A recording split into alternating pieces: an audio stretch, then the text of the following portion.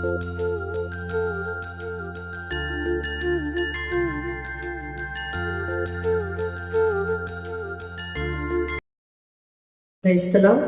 ప్రభునందు ప్రియ సహోదరి సహోదరులారా, యేసుక్రీస్తు నామంలో మీకు శుభాలు తెలియజేస్తున్నాను. అందరూ బాగున్నారా?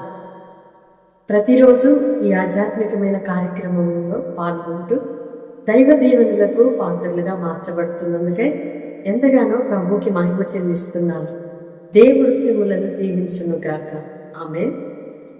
ఈ దినము స్వాతంత్రోత్సవ దినముగా మనమందరము కూడా సంతోషిస్తూ జ్ఞాపకం చేసుకుంటున్న సందర్భం. స్వాతంత్రత మన దేశానికి వచ్చి 78 ఇయర్స్ కంప్లీటెడ్. 78 సంవత్సరాలు పూర్తి అయినప్పటికీ ఏదో ఒక విషయంలో మనము దేశమును గురించి, మన ప్రాంతాలను గురించి, మన నాయకులను గురించి, పరిపాలన గురించి ఏదో ఒక తెలియని భయము ప్రతి మనిషిలో కనబడుతూనే ఉంది. స్వాతంత్రత వచ్చింది అని చెప్పుకుంటున్న మనము దేశం యొక్క అభివృద్ధి, రాష్ట్రం యొక్క అభివృద్ధి, మన జిల్లాల యొక్క అభివృద్ధి, మన ప్రాంతాల అభివృద్ధి కోరుకుంటూ ఏదో ఇంకా ఆశిస్తూనే కొదువుతో కొరతతోనే మన జీవితాలు కొనసాగుతున్నాయి. అయితే దేవుడు ఒక దేశాన్ని దృష్టించి ఆయన ఆశీర్వదిస్తే ఆ దేశం యొక్క ఉన్నత స్థితి అద్భుతకరంగా రూపుదిద్దబడుతుంది. ఆ దేశం యొక్క గొప్పతనము ప్రచురించబడుతుంది. ఒక వ్యక్తిని ఆయన ఆశీర్వదిస్తే, దేవుడు దృష్టిస్తే వ్యక్తి జీవితం ఉన్నతముగా రూపుదిద్దబడుతుంది. ఈ దినము దేవుడు మనకిచ్చిన మాటలు చదువుకున్నాం.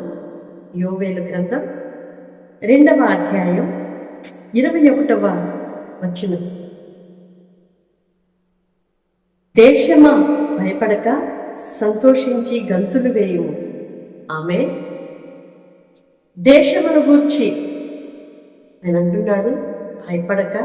దేశానికి భయం ఎప్పుడు వస్తుందంటే కరువు వచ్చినప్పుడు, ఆ పరిపాలన ప్రజలు సరైన రీతిలో లేనప్పుడు,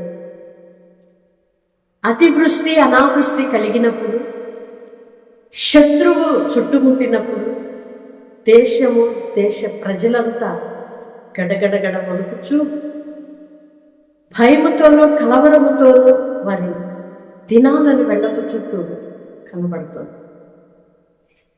భయముతోనూ కలవరముతోనూ వారి దినాలు గడుపుకోవాల్సి వస్తుంది. అయితే దేవుడు అంటున్నాడు, దేశమా భయపడకు. దేశములో క్షామం ఉన్నప్పుడు ప్రజలకు భయమండి. దేశములో వ్యాధి, ఏదైనా ఒక కొత్త వైరస్ వచ్చిందంటే భయం. దేశములో అనావృష్టి కలిగినప్పుడు, అతివృష్టి కలిగినప్పుడు, సరైన పంటలు లేనప్పుడు, పండిన సరైన రేటు లేనప్పుడు, ఆ పరిస్థితులు అననుకూలముగా లేనప్పుడు దేశ నాయకులు భయపడతారు. ప్రజలము, సామాన్యులమైన మనము కూడా భయంతో గడుపుతూ ఉంటాం. దేవుడు అంటున్నాడు, దేశమా భయపడు, సంతోషించు, గంతులు వే. ఎప్పుడు వస్తుందండి మనకి సంతోషం?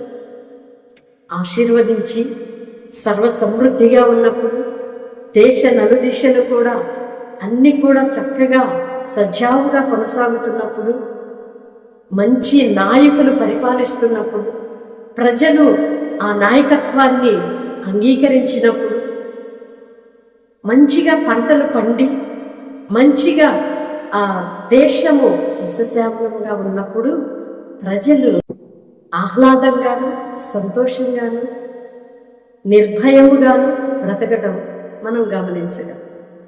అయితే నా దేవుడు అంటున్నాడు, ఇక నేను ఈ దేశమును అనగా నిన్ను ఆశీర్వదించబోతున్నా. నీవు సంతోషముగా ఉండాలి అంటే నీ కుటుంబములో సర్వ సమృద్ధి ఉండాలి, ఆరోగ్యం ఉండాలి, ఆహ్లాదం ఉండాలి.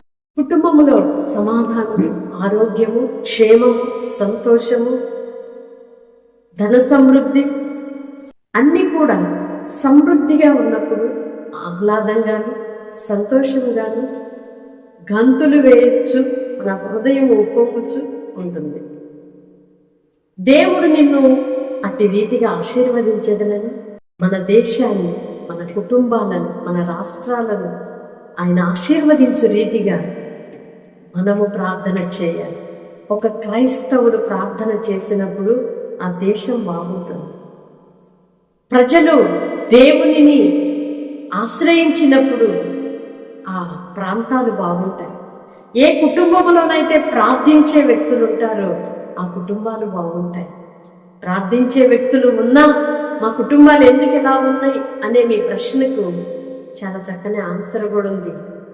నీవు ప్రార్థించే వ్యక్తివైతే దేవునికి నీ మనవి ఇష్టమైన రీతిలో ప్రార్థించే వ్యక్తిగా నీవు ఉన్నప్పుడు నిశ్చయముగా నీ కుటుంబమును దేవుడు ఆశీర్వదిస్తాడు. గంతులు వేసే విధముగా, సంతోషించు విధముగా ఆయన చేయగలడు. ఈ స్వాతంత్ర్యాన్ని మనము దుర్వినియోగం చేసుకోక సద్వినియోగం చేసుకుందాం. మన దేశం యొక్క క్షేమము కొరకు, మన దేశం యొక్క ఉన్నత ఔన్నత్యము కొరకు మనం ప్రార్థన చేద్దాం. ఈ ఆధ్యాత్మికమైన కార్యక్రమములో పాల్గొంటున్న మనమందరము కూడా కలిసి మన దేశము కొరకు, రాష్ట్రము కొరకు, మన ప్రాంతాల కొరకు, మన కుటుంబాల కొరకు ప్రార్థిద్దాము. ప్రార్థించే ప్రజలు ఉన్న స్థలంలో దీవెన, సంతోషము, సమాధానం కలుగుతుంది. ప్రియ సహోదరి సహోదరుడా, నీ మట్టుకు నీవు ప్రార్థన చేయడం ప్రారంభించు. నీ కుటుంబంలో సంతోషం కలుగుతుంది. నీ మటుకు నీవు ప్రార్థన చేయడం ప్రారంభించు.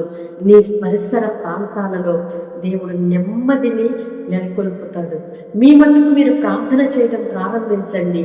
నీ బంధువులలో, స్నేహితులలో, రక్త సంబంధులలో ఒక సమాధానము, శాంతిని, దేవుని యొక్క ప్రసన్నతను అనుభవిస్తారు. కనుక నేను ప్రార్థన చేయాలి ఈ రోజు నుండి అని ప్రతి ఒక్కరూ తీర్మానించుదుముగాక. నా దేశము కొరకు నేను ప్రార్థన చేయాలి, నా కుటుంబము కొరకు నేను ప్రార్థన చేయాలి, నా సంఘము కొరకు నేను ప్రార్థన చేయాలి, ఎస్తేరు వలె నా ప్రజల కొరకు నేను ప్రార్థన చేయాలి అని ప్రార్థనాత్మతో నా దేవుడు మిమ్మలను నింపునుగాక.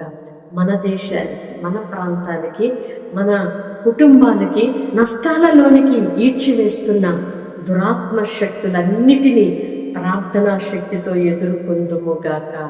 ఆమేన్. పరిశుద్ధుడు అయిన దేవా, ప్రేమ కలిగిన తండ్రి, నీ స్తోత్రాలయ్యా. గడిచిన కాలం మీరు మమ్మల్ని కాపాడి మరొక నూతన దినాన్ని మా జీవితంలో అనుగ్రహించినందుకే మీ స్తోత్రాలు చెల్లిస్తున్నాం. మా దేశమంతా స్వతంత్ర దినాన్ని పురస్కరించుకొని సంతోషిస్తూ దేశమునకు స్వాతంత్ర్యం వచ్చిన సందర్భాన్ని హర్షిస్తుండగా, సంతోషిస్తుండగా బిడ్డలను నైనా మరొకసారి మీ వాక్యముతో బలపరిచినందుకే స్తోత్రం. నిజమైన స్వాతంత్ర్యం ఏమిటి? స్వాతంత్ర్యము ఉన్నప్పుడు సంతోషము, సమాధానము, మా ప్రాంతాలు దీవెనకరముగా ఉంటాయి. అవునయ్యా, ప్రార్థించే వ్యక్తులుగా మేము ఉన్నప్పుడు అపవాది యుక్తులలో నుండి మాకు స్వాతంత్ర్యత కలుగుతుందని, అపవాది యొక్క శత్రు బంధకాలని తెగిపోతాయని. అవును తండ్రి, ప్రార్థించే వ్యక్తులుగా మేము ఉన్నప్పుడు మా పరిసర ప్రాంతాలు ఆహ్లాదముగా మార్చబడతాయని, నిజమైన స్వాతంత్ర్యములు మేము బ్రతకగలమని నేర్చుకోవడానికి మీరు కృప చూపినందుకే స్తోత్రాలు చెల్లిస్తున్నాం. ఇంకనూ పాప బంధకాలతో బంధించబడిన నీ పిల్లలకు ఈ దినమునకు ఒక విడుదల చూచుదురుగాక. రుణములు అనే బంధకాలలో పడి ఉన్నవారు, వ్యాధి అనే బంధకాలలో కూర్చున్నవారు, అయ్యా శత్రువు పోరాటాలనే బంధకాలలో పడి ఉన్న నీ పిల్లలకు ఒక విడుదల, స్వాతంత్ర్యము కలుగునుగాక. మీరే కృప చూపమని యేసయ్య నామములో ప్రార్థిస్తున్నాము తండ్రి. ఆమేన్. దేవుని కృప మీకు తోడయ్యండి.